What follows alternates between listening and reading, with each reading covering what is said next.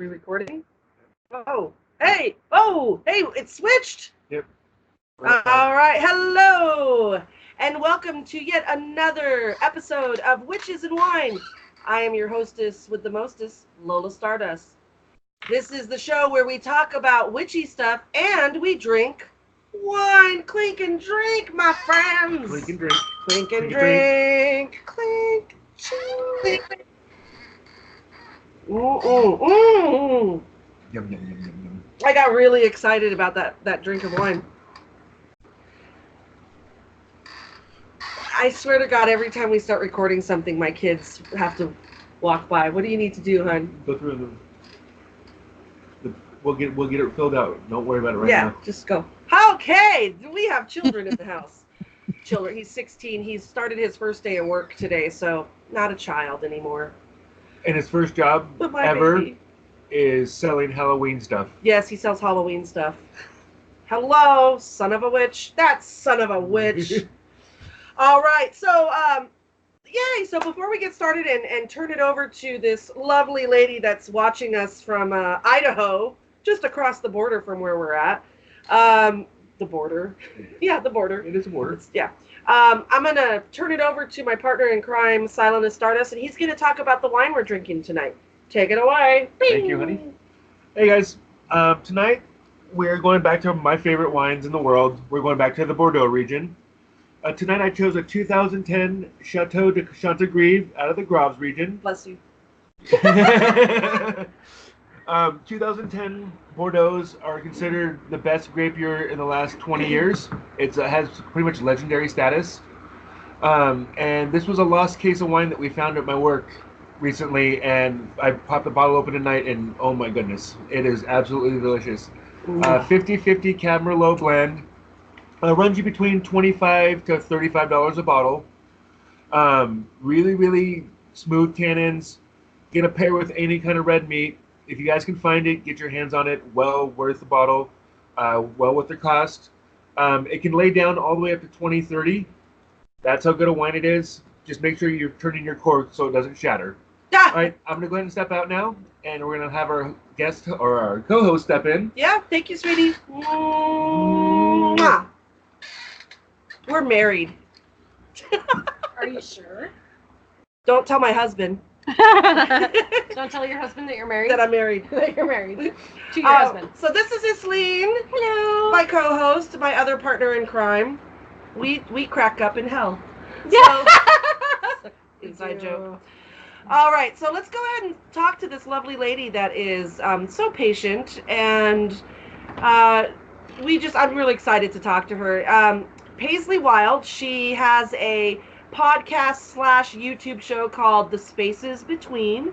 I was on her show about a month ago or so. We have been trying to plan this, and just life happens. And but I'm really glad we get to talk to you today.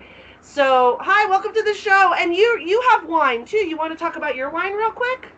So I have just a real basic Pinot Grigio that if you look real closely, it's a little blushy. Yes. Because I put homemade elderberry wine in it too. So it's about 3/4 of the Pinot Gris and about 1/4 of the homemade elderberry wine from my berry trees. And you were talking about how you make wine, so we'll get to that in a minute, because I want to, it's Witches and Wine. We're gonna talk about wine. Wine and witchy stuff. Wine and witchy stuff. It's in the title. It is. It's weird. Yep. How Yeah. So Paisley, I want to talk to you about your history with paganism and what brought you to it. So when did you really start to realize, maybe not necessarily that you were witchy or pagan, but that you were different from everyone else, that you had different beliefs? When did that start to kick in? From birth? Well, in reality, and I knew you were going to ask me some questions, so I figured I should probably think about this just a little bit. And I give everybody slightly different answers because I don't really think about it too much. But generally speaking, if I look back, I was probably in 6th grade when I first really noticed that my thought processes or my belief patterns were a little bit different than everybody else's. Yeah. even then I was polytheistic. I wasn't. It, I come from a very strong Christian background, Yeah. Oh yeah. ultra conservative, and even in that world, I still felt like there were more gods and goddesses than what the Christian world allowed for, because there just is. And even it wasn't really solidified as, oh yes, I'm absolutely pagan. As you know, I tried to walk the Christian path, and it just felt like old shoes or worn out shoes, and it just wasn't very comfortable. It didn't work. Um, but I tried for the sake of my family, because family is what they are. Oh yeah. And it's the easier path. Yes. It really is, because you don't want to argue with your family. You don't want to ruffle feathers. Yeah, so it's. Yes, I have 3 Lutheran pastors in my family. Oh, jeez. Yeah. I have a couple. So, Go for it. I just, I really, that wasn't a battle that I felt like I really wanted to do if I didn't, and so I tried. I taught Sunday school even, I tried. And I just didn't have that same connection that it seemed like everybody else was enjoying. So, just research and studying, and heaven forbid I read a lot. You. I know, right? She's a witch. She reads. Right? And She's a witch. in reading, I was introduced to multiple cultures and different ways of believing. And now in looking back, it's like, well, I've been following Hecate since about 6th grade, for crying out loud. I should have known this. Right. That's kind of my similar experience with Hecate. Was like, oh my God, she's been with me. That was that person. Real quick, I want to say your camera keeps freezing. Are you aware of that? No, but that could just be. I live in North Idaho. Say no more. You just said Idaho. Okay, I just wanted to make sure. I didn't know if you were aware of that, but it's fine. We can still hear you perfectly. So it's the technical. Yeah, that's fine. So anyway, so 6th grade, yeah. 6th grade. So here about 5 years ago. Ooh, I hear me. Did you speak? Yeah. Anyways, I hear me. I hear echo. So about 5 years ago, I got to really refocusing my path a little bit, my thought processes, and doing some more personal research, some real research and meditation, and trying to figure out what my path really is. And it kind of was a light bulb moment. Really was a derp. Yeah. And I could have had a V8. Yeah. And it just, you're right. And so it was just, totally a derp. And then I really didn't come out of the broom closet until last year. I think my younger boy knew, just because he knew, and he was already kind of trying to walk the druidic path a little bit. Yeah. And his BFF had just kind of assumed, but figured I was keeping it under my hat. He was probably the least. Your pointy hat. Yeah, my wishes hat. Yeah. And then here about 3 months ago, something like that, I was called by Caninos. And and it was another one of those derp. I really had to get thumped in the noggin on that one, because it was glaringly obvious. Yep. And the final sign on that one is Groot, my tree. Oh. So my daughter and I did our first Yule log together last year, and gathered acorns and whatnot from around the house and the property, because I live on 20 acres in North Idaho. And lucky. Yeah. You remember the internet, though. Not jealous of Idaho, jealous of the acreage. Sorry. Okay, for people who don't know, like, you understand, people, it's Idaho. We're in Washington. We have a lot of jokes about Idaho. It's our rivalry. It's our rivalry, but it's You guys can't drive worth nothing. So Oh, Spokane drivers are the freaking worst. Oh, we're on a list. We're like what, the fourth out of 50 or all states. Yeah, we're like on number 3 or 4. Oh yeah, we're terrible drivers. I don't like driving in Spokane. It's an adventure every time. But anyways, so we put together our Yule log last year, and I had it sitting on the piano and having a good time and enjoying my Yule log. And my daughter brought me one of the acorns. She's like, "Mom, what's wrong with it?" And it was cracked. It's like, "Well, shoot, that doesn't normally happen." And I get to looking, and it was sprouting. Oh wow. And so I stuck it in a little pot of dirt and poured some moon water on it. And lo and behold, Groot is now about this tall. Oh. Oh no. Synchronized aw. You guys practice that too much. So, that's so funny. But so it's like, here I am. I've got this little bitty baby oak tree. So I should probably learn something more about the oak tree, Yeah. And what it symbolizes. And from there, it's like, oh, Canunos. Yeah. Isn't it weird? Like, what I find interesting is the connection of nature with paganism and witchcraft and whatnot. I was never a nature person. I grew up in the city. I was a city girl. I lived in bigger cities, visited bigger cities, and that was what I always wanted to do. So nature to me was boring. Like, it was just really boring to me.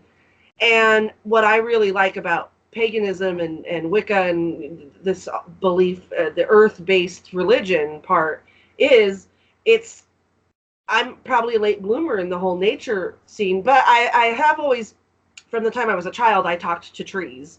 And I just thought I was a hippie. Because I do enjoy trees, and I enjoy camping. I always have, but I was always about, I want to be in the city. But so urban witch. I very much an urban witch who longs to be a country witch. But the thing is I guess I'm an exception to the rule, but the majority of people that I meet who relate to paganism and whatnot have always been nature children. I mean, just nature comes, planting and hiking and all that stuff, or growing up in the country or whatever is just second nature, and they still didn't realize that what they were doing was practicing one of the oldest religions around of paganism by worshiping nature and by being connected to it. So have you always been, you're talking about growing the tree and putting the moon water on it and stuff like that. Have you always had that in you, the nature part? Yeah. So I grew up kind of off the grid in North Idaho, without running water, electricity, that kind of thing, down in Plummer on the reservation. And in looking back again, it's like, oh, Hecate really kind of kept her eye on me. Yeah. I had a horse and a few responsibilities, and basically rode my horse all over the mountainside. And as long as I was home by dark, or sometimes, after by moonlight, somewhere in there. I never saw a bear. I never saw a cougar, mountain lion, not even a bobcat.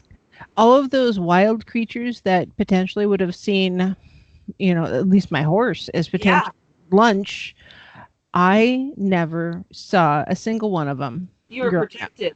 Absolutely, 100%. Without running water, there was times when water was short, so literally drinking out of the creeks and streams, eating cattail roots, foraged, the whole 9 yards. And really, truly, looking back now, if it hadn't have been for Hecate and Canunos kind of keeping their proverbial eye on me, wow, I shouldn't have, made it to adulthood. Yeah. So I've always felt just a real connection with the wild around me, if you will.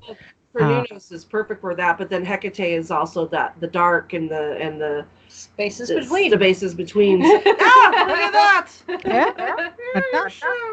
Yeah, I had a protection with me. It was opposite of what you were in, but I was in the city, and I was a party girl, and I would walk from my apartments in the worst part of town, at 2, 3 in the morning, and just walk around at night, I worked at a bar, so we were a bar that stayed open till 4 a.m. And I would walk from downtown Spokane up to the lower South Hill. Okay, like really the worst parts of town. And this is in the 90s. During the worst part of the night. And yeah, it was like, and this is the 90s before they tried to revamp that whole area now. Gentrification. Yeah, pretty much. So yes, and I never got mugged. I never got anything. I was, and I always like, how the heck? And it's like that protection, that protection that was with me. So. Well, another thing is, as an adult now, looking back and learning more about the Native American lore, where we lived was avoided by a lot of the tribal members because it was basically where they assume, or the Stick Indian location, which is one of their boogeymen. And just basically they kidnap people, kind of boogeyman type thing. So it was, again, a serious darkness, which could have potentially harmed me or my family. And I felt so secure. It was like one of the first places I ever felt truly at home. Yeah. And connected to. And that's what everyone I've ever talked to, not everyone, but the majority says when they come to Wicca or they come to paganism or whatever, they find home. It's home. Mm-hmm. And it's, I've read that, I've experienced that, I've talked to people who've experienced it. And, it's, to me, that is amazing because it's this collective of people a collection of people who are lost, but they find home and they find each other, and it's like the misfits. The misfits all come together and find each other, but we all have different stories, we all have different backgrounds, we all have different whatever. So yeah, I think it's wonderful that we all share that in common. It is home. You find home with paganism. Now, are you Wiccan or are you just pagan? I'm just an eclectic pagan. Okay. Yeah. So I can. Yeah. Oh, sorry. Go ahead. I said just pretty straightforward. I'm not 100% comfortable with the Wiccan path. There's some things that I just don't like. The read. I'm not like I'm not my gig. But so yeah, just I feel I'm more of an eclectic pagan. I kind of pay attention to multiple deities across the different pantheons. Mm-hmm. We've got Odin in the house, so I kind of. Odin in the house. Exactly. Odin's in the house too. Yeah, I know Odin's in her house. So, there's so many different pantheons kind of represented here within my own house that for me, I just personally feel that I am eclectic. And then our local group that we kind of work with, we're more of a circle. We're not really official. Who do you work with? It's Hectic Eclectics is by Black Tree. I've seen that flyer. Yes, Hectic Eclectics. Yeah, I didn't know that was you guys. Yep, that's us. It's up here in Sandpoint, and so we've got folks from kind of across the board, from the Norse to the Druid, that are coming to our little coffee meetings, and we've had a potluck. So cool. I love that. I love that idea.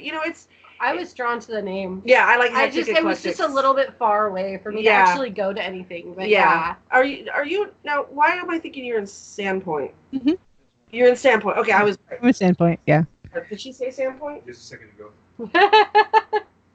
Have another drink. They're optional. Yeah, and I'm really tired, and I apologize. I have last week I explained we were taking care of elderly parents is just draining the heck out of me. So if I seem a little spacey, it's really not the drink.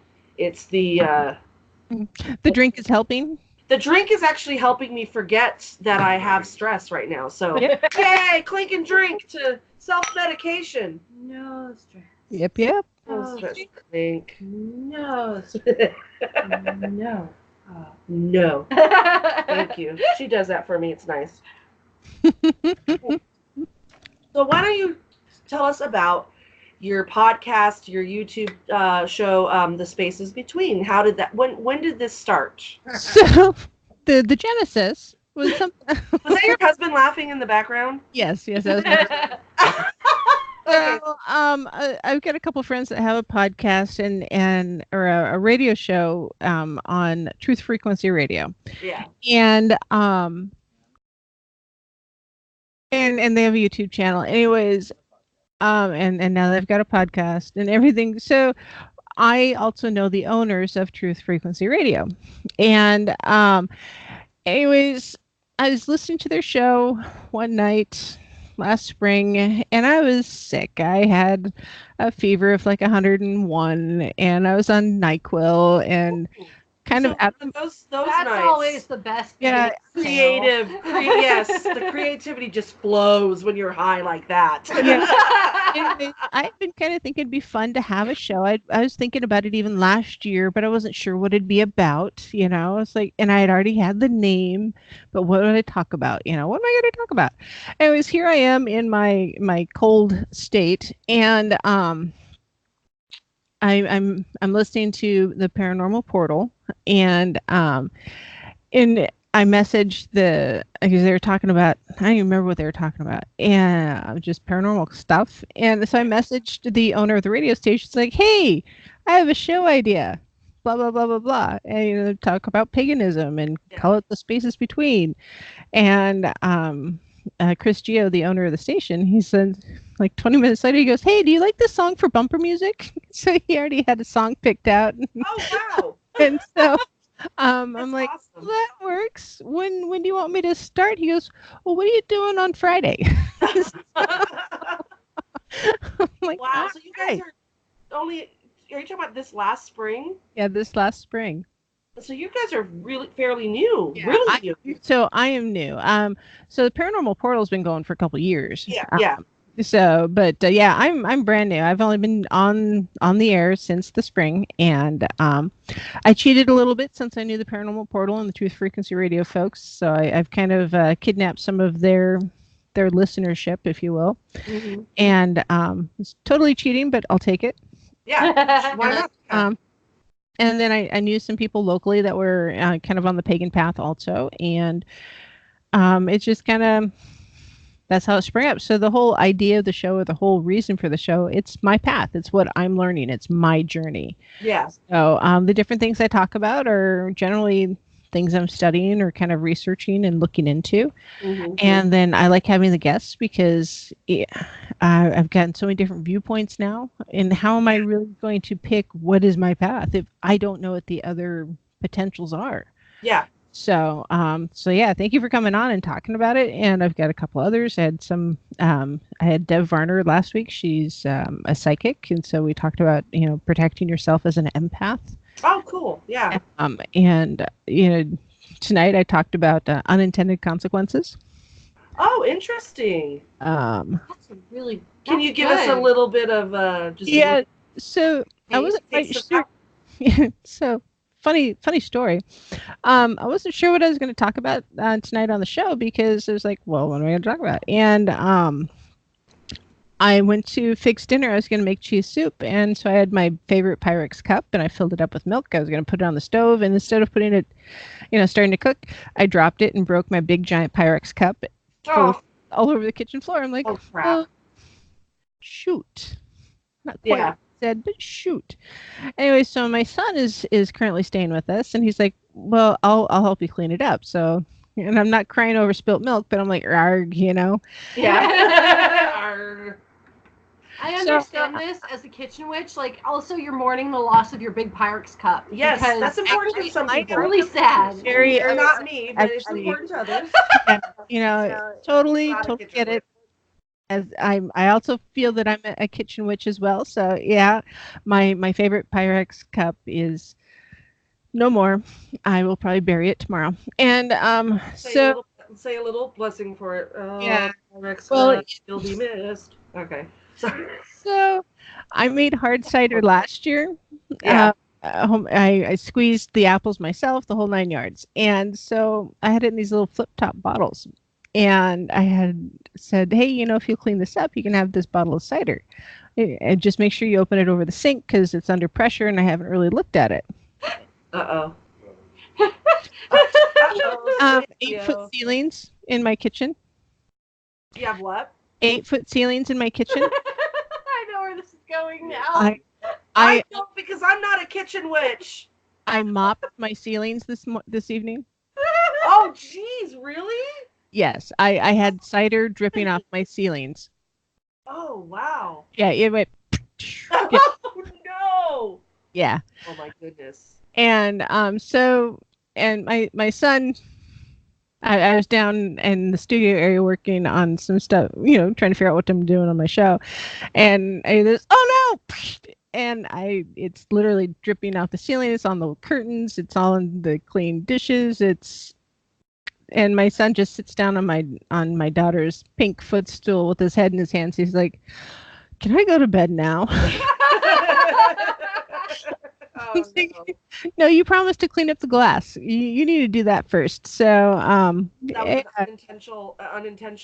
Unintended consequences. I knew I was under pressure, and so I told him to do it over the sink, which he did exactly what he was supposed to do. Yeah.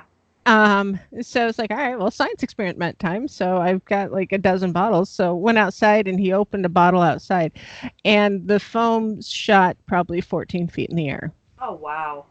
And it was pretty spectacular. So yeah, it was unintended consequences, but tastes good.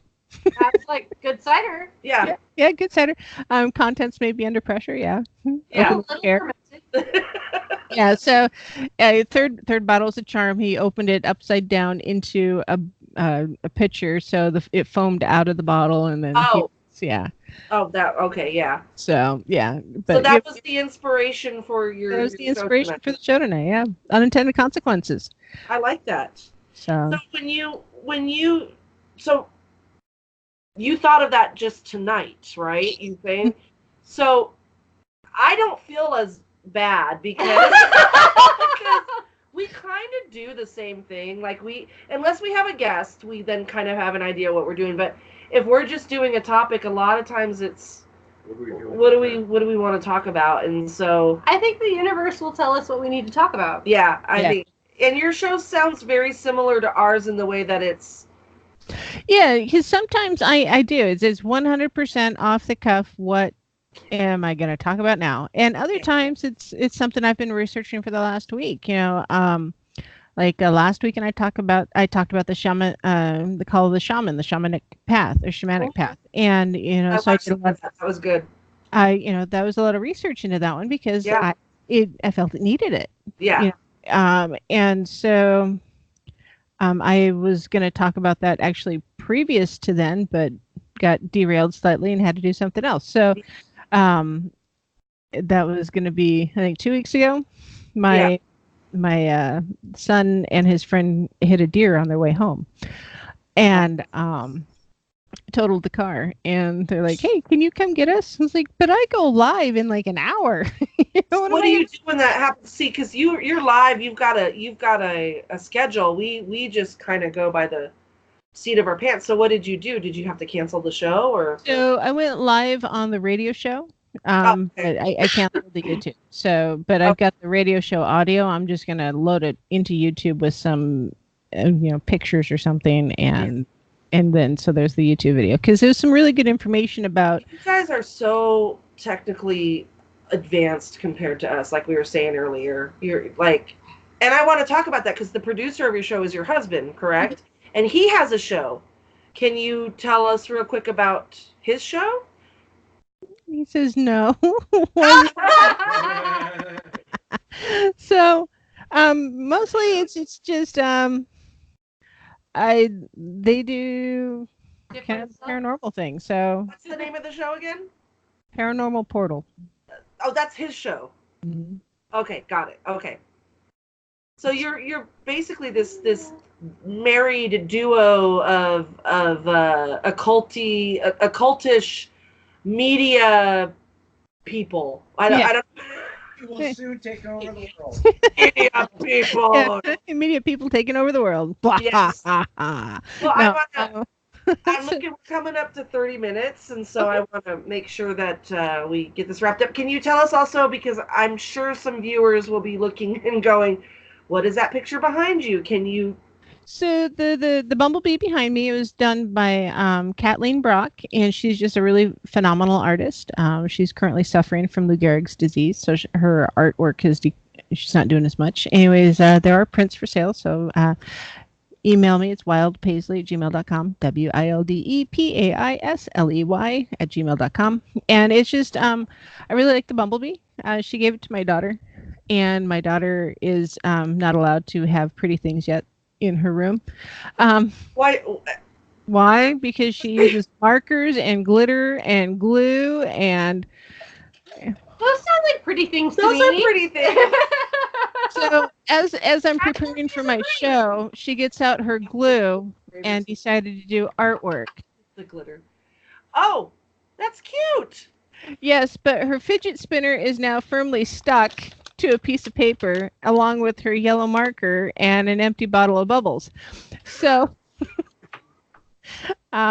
it's her first real collage. I love it. And it's a teacup. It's 3D art. Yeah, I so love this it. is probably actually going to go in a box somewhere. I'm going to keep it. Yeah. But one of the deities that I follow is or pay attention to is Epona, because I feel Epona really guides my path. And Is that horses? Yeah. Yeah. yeah, Epona. And so when Kat was getting ready to do stuff, Dawn's gonna. There you go. She gave us a couple of paintings that she did. Can you see? And he's moving the camera. So if you see, Oh. so go up a little bit. There you go. There we go. Oh, that's beautiful. I have this one and the matching one, which is a horizontal picture of a horse looking over its shoulder. Look okay. Oh, that's so beautiful. And so Kathleen did those also and just gave them to us, which is pretty freaking awesome. What a great artist. Yeah, she's just phenomenal. Just That's phenomenal. amazing. I was gonna ask you real quick. Living in Sandpoint, which for those who are not local like we are, Sandpoint's beautiful. I've had friends that live there, visit them. It's been a while since I've been there, but it's a smaller community. Do you have a large pagan community in Sandpoint or the surrounding areas? Yes. Really? Okay, Yeah, cool. really there is. So Spirifeteria is up in Bonners Ferry. Yep, Can we you know leave that. Coven or not Coven Circle? They're a circle, yeah. Or a Yeah, circle. it's a circle. She never wanted to use Coven. Coven, yeah. Yeah, and so they're still going up in Bonners Ferry. Yeah. And I've been to a couple of their events and get-togethers. I just don't like driving all the way up to Bonners Ferry if I don't have to. It's kind of like going to Spokane. If I don't have to, I'm not gonna. And You live in a beautiful area, so you don't have to. we have we've maxed out, I think, at one of our little coffee get-togethers. I think we had 8 people plus myself and Julia, the other organizer. Yeah. And it's always a slightly different group. And then there's a couple of unaffiliated groups, and then there's a Dianic Coven over in Priest River, and so yeah, there's actually a pretty large pagan community. Yeah, I like though how we're pretty large and we're like we have 8 people. but that's big for us. It's big for us. That's big. I mean, It's nothing to sneeze at. no, and Oops, the sorry fact about that there's so many different groups that are meeting, that to me is really impressive, and it just speaks volumes about the Pacific Northwest and this area. We do have a lot, and we're smaller cities compared to like Seattle. And I was going to stuff. say, particularly in the smaller areas Yeah. where like Seattle and Olympia have a much larger community. Yeah. Spokane proper has a pretty large community, but you get into the outlying areas and it's not quite as big. Yeah. It's Right. just the way it is. But Yeah. I wish we had a few more esoteric shops regionally. And there's a couple. I mean, we've got 0 Point up here, which is kind of esoteric, and there's, I think, a couple of semi-esoteric places down in Coeur d'Alene. But seriously, if you want to go shopping, there's You go online. Amazon. Amazon. Yeah, you go online, but there's Axion. But there's something I miss going into wanna a be shop. able to I touch. want to smell the incense and feel the books and At least here, and if you do go to Coeur d'Alene, like there are a couple of crystal shops. You Yes. can find some like new age we kind have of crystal some shops. here in Spokane. Yeah. You can touch and feel the crystals, but there's not a lot of like. You can't go find chime candles as easily or even books. Books is a big one. Candles, Barnes I and go Noble. to the dollar store. Yeah.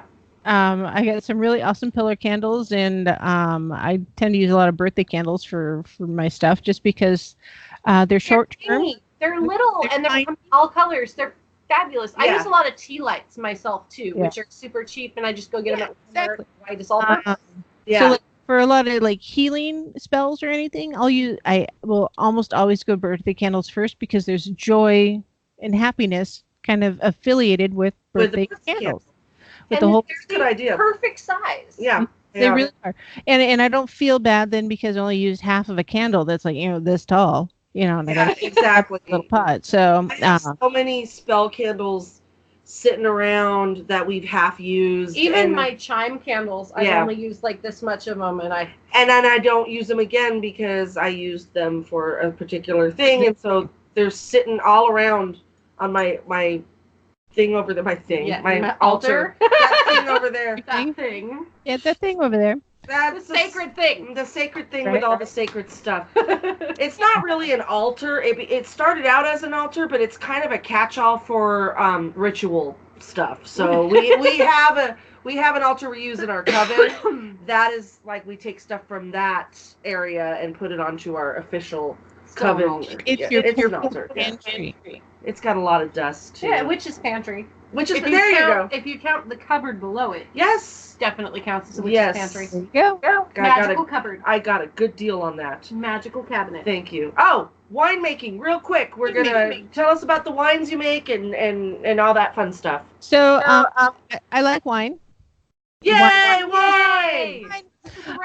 And I started experimenting. I made elderberry wine first, and I still have 2 bottles, or little 20-ounce bottles of my first ever elderberry wine. It will cure what ails you. I'm not quite sure what proof it is, but it is definitely a little stronger than your average wine. Yeah. Nice. And then I experimented from there. I've done elderberry wine every year, because I've got 4 glorious elderberry trees on my 20 acres, and a plum tree. So I've got plum wine, elderberry wine. I've done pear wine, raspberry wine. The raspberry wine didn't turn out quite as well as I hoped, but if you mix it with cranapple juice, it's not too bad. Mm-hmm. So it's spritzer. I made vinegar by accident last year. Let's see, I made a hard apple cider last year. A friend of ours gave us a bunch of apples, so I just ran them through the food processor and then hand squeezed them, which don't recommend, but in the process, it's a learning experience, and yes, they will also cure what ails you. Yep. Like pitting cherries by hand. Oh God. Yeah, it's pretty much horrible. So, but right now, in my fermenters, I have 2 different sets of plum wine. I've got a 3 gallons of one version of plum wine, and then I've got 5 gallons of another version. And that one is a beautiful garnet color. And then I've got 3 gallons of elderberry wine going, and then I'll probably have another 5 gallons of pear wine going by the end of day tomorrow. So, and I let it age. We have a friend who used to make wine for us. He hasn't in a long time, but our plum tree inspired him to start making wine. And I'll tell you what, like he was making all sorts of wines, but there's something about plum wine that is so good. Like I don't know if it's because that was the first homemade wine, and it was from our plum tree, so it makes it special. But pretty awesome. Oh, plum wine, and it's dangerous because you. So this is a bottle that a friend of ours gave us. Yeah. Just a red plum wine. Nice. See the label? Yeah. I like the label. Yeah. And I can't pronounce the last name, but anyways, it's from their plums. 2011. So it's a 2011 plum wine, and I think my husband needs a longer straw because I don't know if he's gonna be able to sit up and keep pouring out of that bottle. But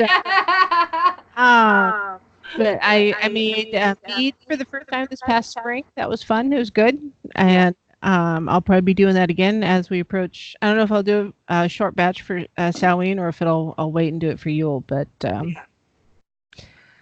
I like having wine. You love making wine, and you obviously have the room to do it. We don't have room to do it, but I'll tell you what, if we ever get our bigger house, and I would like to make wine because, well, duh, it's wine. We should just team up. Yeah, I know. It really isn't that hard. And if you go to like one of the make wine, make beer places, I know if they're in Coeur d'Alene and they're in Spokane, often they have an area just for fermenting and such in their store. Oh, wow. So you do it there, you let it ferment there, they bottle it there. So you could just say it's Children of the Crossroads, 2019, I didn't know you could do that. There's so much I have to learn. But as a kitchen witch, I love fermenting, so I've done that. I've made cheese. Get drunk with country people. Yeah, sake. I want to make sake one of these times. So, which is a whole different adventure from wine. Yeah. But it's one of those things that'll sneak up and sit you down if you're not careful. Oh yeah. Oh, that's the best kind. Right. And I do want to have a still, but I cook all the time. And I've got a couple spell jars I've done now and some other ritual type things. And so, yeah, it's, and I'm in the kitchen all the time. So why not? Yeah. Kitchen witch. Yep. Yay. Well, thank you so much. So what I'm going to do is I'm going to close out the show and then I'll pause our recording, but I want you to stay on the call so we can say a nice goodbye to you. So thank you so much, Paisley, for joining us this evening. And this has been really awesome. And check out her show. Did you include a link or you did at the beginning? There's a link in your inbox. Okay. In the messages. So, yeah, we'll get it. So we'll post that link, and so thank you. My website just went live. It's not very fleshed out, but it's the spaces between .live. So. Oh, cool! Sweet. The spaces between .live. Yeah. Spaces between .live. You want to enter that, or because I'm saying it over and over, but it doesn't. She's trying to remember the spaces. So, ironically, that's one of the things I talked about on my show tonight. I have probably 7 or 8 notebooks scattered around the house and in my car. Yeah. Just to write things down as they come to me, whether it's, a couple lines of poetry or a show idea or a ritual idea or, something like that. Because I've done it a few times and I was like, oh, I won't forget that. I know I'll remember that. Oh. If you say that, you're lying to your future self. Yes. This is what you're doing. You are lying to your future self. Yeah. This future self is not going to remember that. Future self won't. And so I either now will give myself a voice note, which I'm with myself, so I can do that, or I will just write it down in a notebook. I've got one in my car. Yeah, I put everything on OneNote on my phone to remind me. Yeah, I have to do that. I use a lot of OneNote. OneNote is our friend. Yeah, I've got papers around. And I've got sticky notes and notebooks, and so well, it's good to know that I'm not the only one that's losing my mind. So no, I mean memory and mind. Mind Murray. Mind Murray. I'm not sure that I had a mind to begin with, but yeah. All right. I think I had it once. I put it somewhere. I don't remember. It's a bag. It's my marbles. What's his name? I was like 9. Yeah. A bag of marbles. Yeah. All right. Well, thank you so much for joining us. And remember, everyone, if you have any questions or comments or ideas for our show or complaints, that these people drink too much wine on a show called Witches and Rest assured Witches that we and will Wine. take those complaints seriously under consideration. And we will file them in the complaints department. Which is at the bottom of the lake. Bottom of the lake, at Medical Lake. Yeah. So, if you have anything, please email us at crossroadscoven@gmail.com. What was that again? crossroadscoven@gmail.com. Awesome. So thank you so much. Remember, everyone, be kind to one another, walk with the goddess, and until next time, blessed be Bye. I gotta stop the recording. How do I stop the recording? You hit the place where it says stop recording. Stop recording.